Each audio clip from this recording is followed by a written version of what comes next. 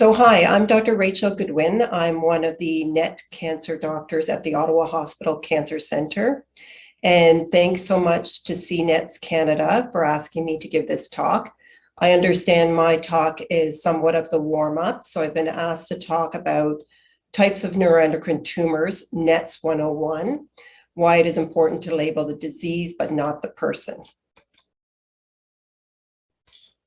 So objectives, we're going to understand how we categorize various neuroendocrine tumors, explain the basics of staging, and I'm going to end with a few examples of how we actually use this information in the clinic.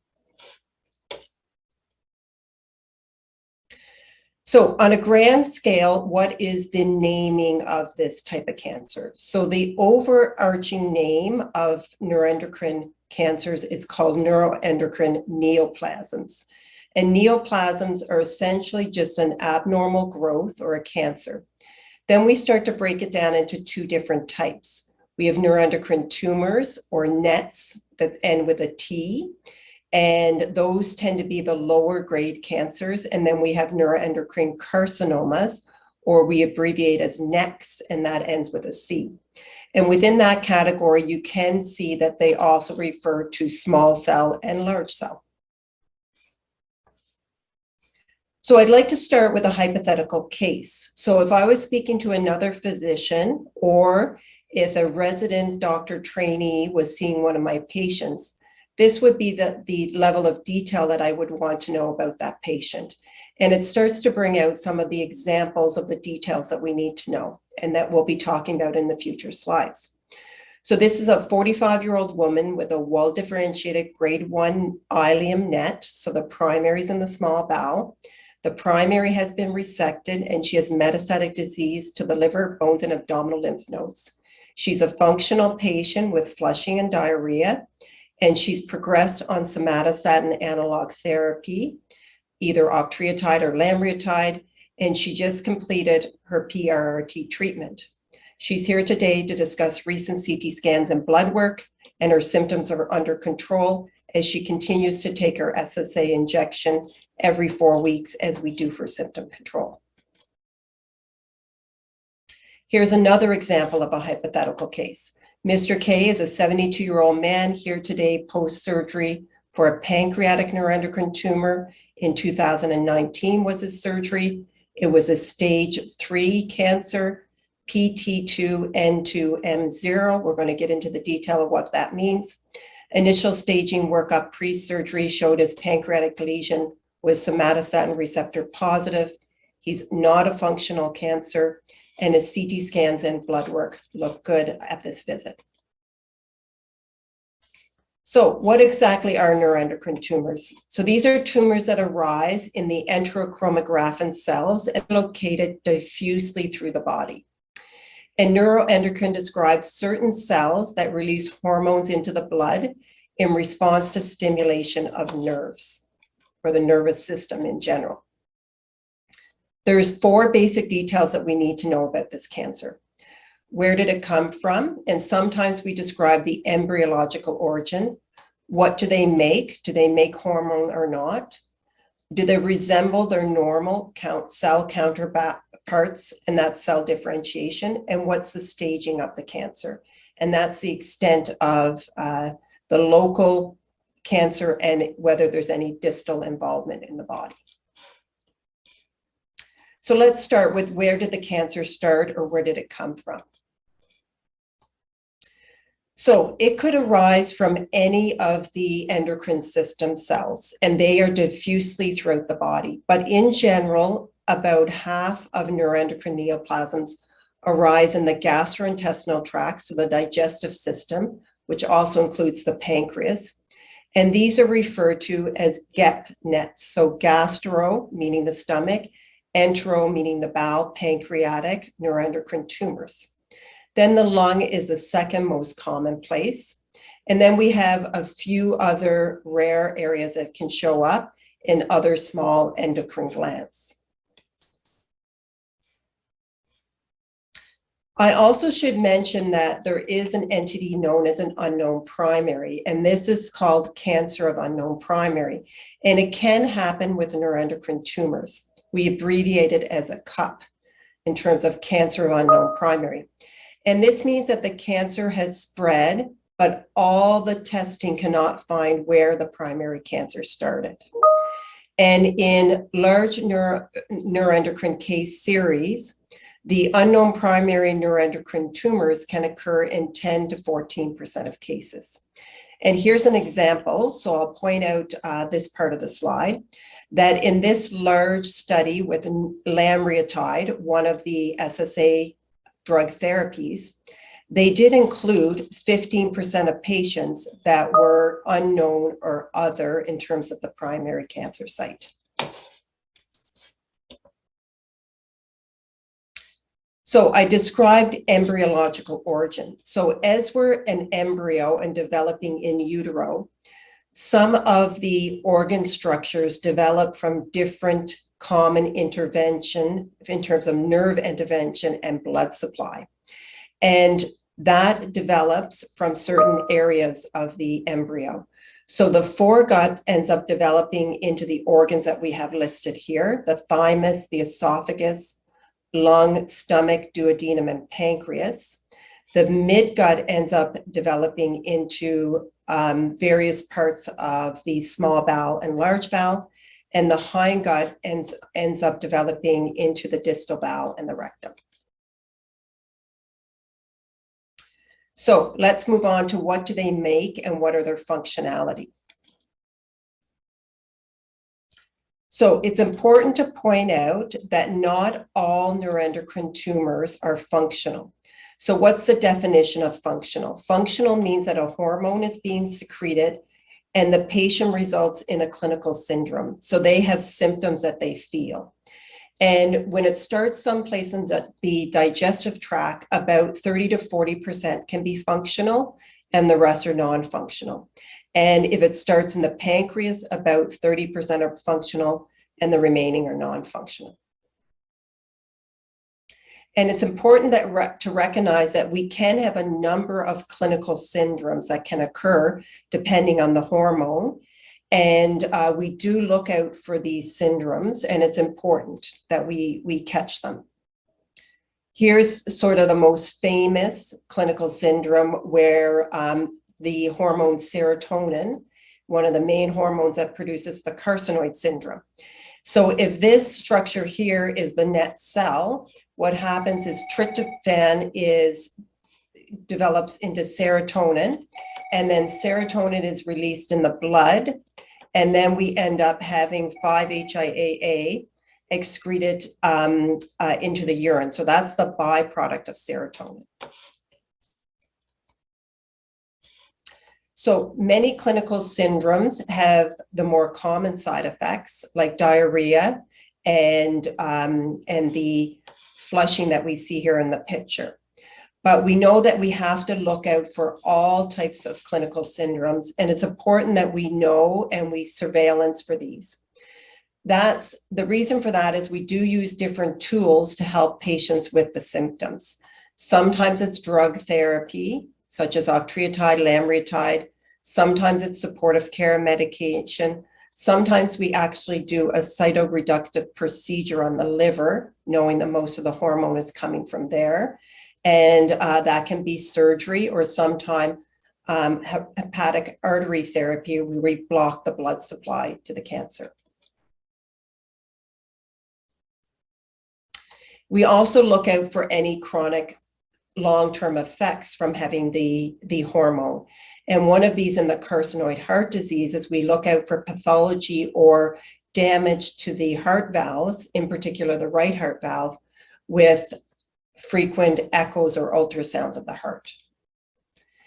And another example why it's important to know about a functioning patient is gastrin secreting tumors. So sometimes we can get a tumor that starts on the pancreas. It secretes a hormone called gastrin, and then the gastrin talks to the lining on the inside of the stomach, and it can produce too much acid, and then this can cause ulcers in the stomach. Okay, so I mentioned somatostatin receptor positive. So that means that the cancer cells actually have the somatostatin hormone on the cell surface. And this is what we call SSTR positivity. And we check this now more recently with gallium-68 PET scans. And one of the scans we used to use before gallium-68 was octreotide scans. So what happens is the patient is booked into nuclear medicine, they're given an IV, the tracer is injected, and then it floats around the body. And if the cells have receptor, then they start to light up positive, just like here. This is the liver, and these are positive cancer cells that we see. Now, the nice thing about this gallium-68 scan is it's actually helping us find more of the primary sites for these unknown primary cancer patients. So in one series, it helped to find 4 out of the 14 unknown primary cases. So let's move on to cell differentiation and grade. What do we mean by that? So the differentiation is when the pathologist looks at the cancer cells under the microscope and they compare it to the normal cell counterparts. And they describe it as either well differentiated, it looks like the normal cell, or it's poorly differentiated where it's more angry and it doesn't look like the parent cell. And it's also can be described as somewhere in between where it's well to moderate. Then we have grading, and grading tells us, the grade tells us about proliferation or how many cells are dividing. And we use 2 types of indicators for that. We use the Ki-67, and here's an example of the Ki-67 stain. So this is the darker brown area that you're seeing on this slide, and that would be around 20% positivity. And this would be one that would be considered a grade 1. So grade 1 is the lowest positivity, and it would be certainly less than 3 or less than 2%. And we grade it as grade 1, 2, and 3. So just a little more detail on that. So as every cell that lives in our body, it does have a cell cycle where it is in a rest phase, and then it starts to move on to synthesize the cell parts that it needs in order to divide, and then it divides the DNA. Oh, my apologies, back.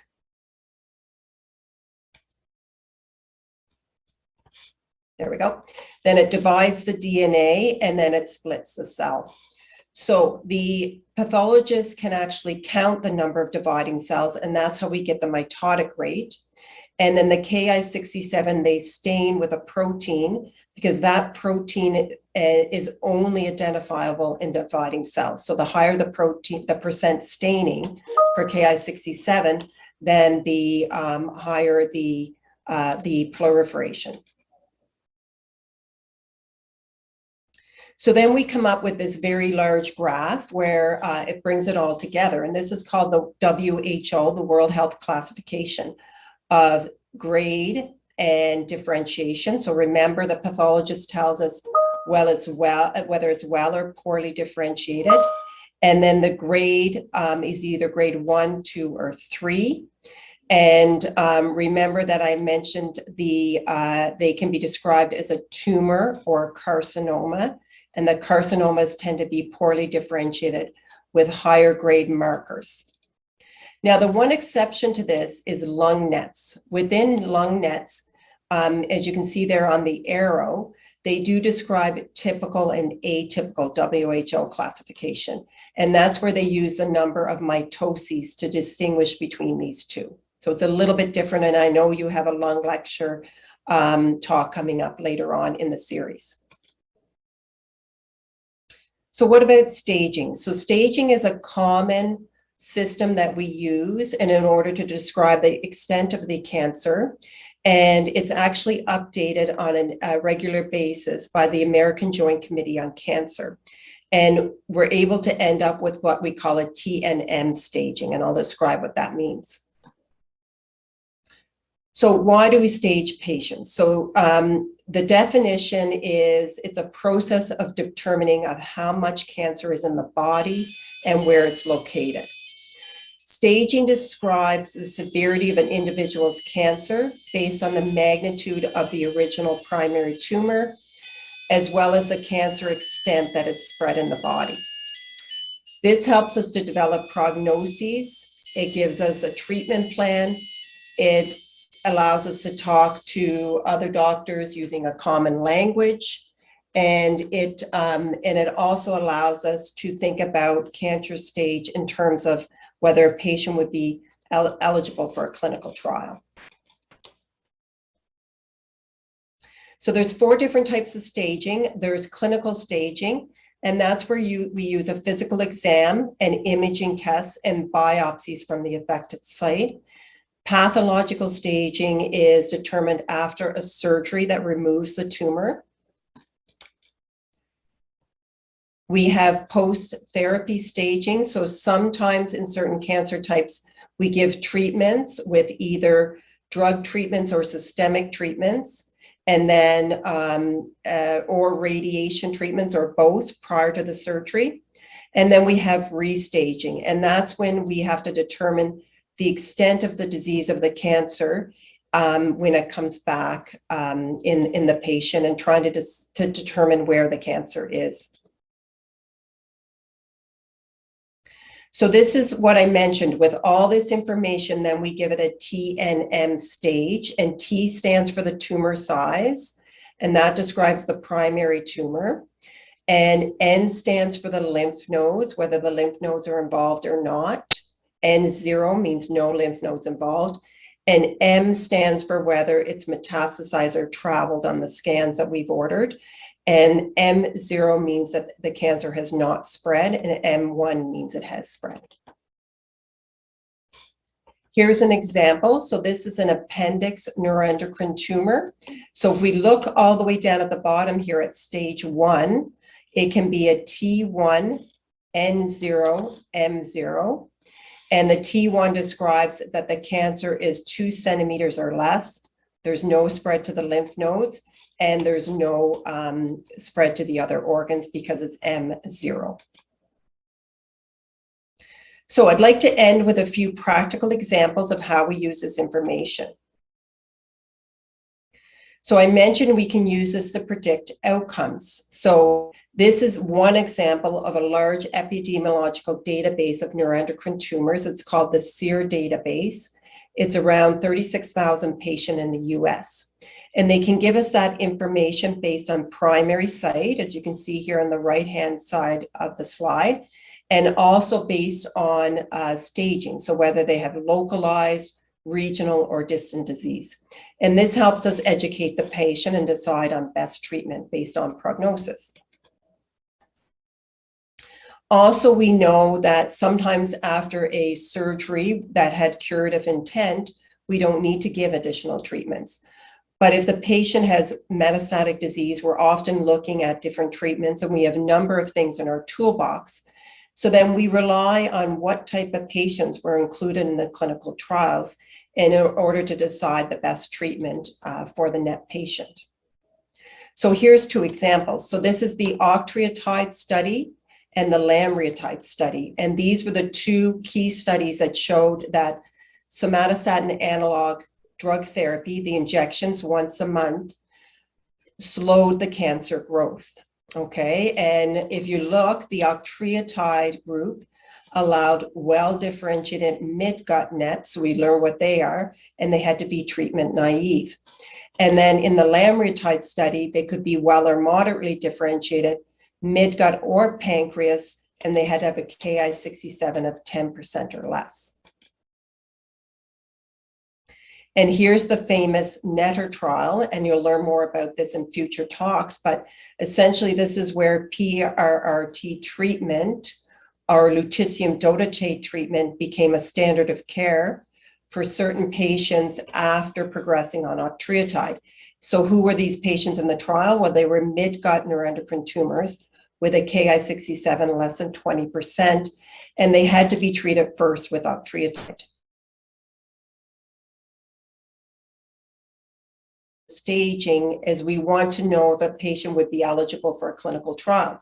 Here's the NETTER-2 clinical trial where they're looking at PRRT treatment with Lutathera versus increasing the dose of octreotide, but this time the patients that are eligible have to have advanced disease, grade 2 or 3 GEP nets. So remember, I said that's GI nets and pancreas, and they have to have a Ki-67 index of 10 to 55% and express somatostatin receptors.